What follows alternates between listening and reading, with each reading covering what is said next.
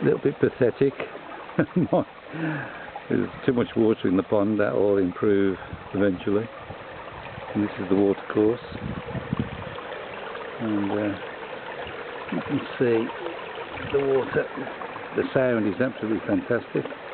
I'm got a rose bush there which I'm going to plant. I'm keeping it well watered at the moment. And there's a nice little part of the garden. Again, more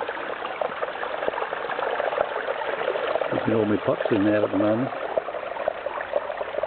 Keeping them wet. And that's where it comes in. Yeah, I love it. This little maple and keep them restricted. So that, you know, it doesn't go too big.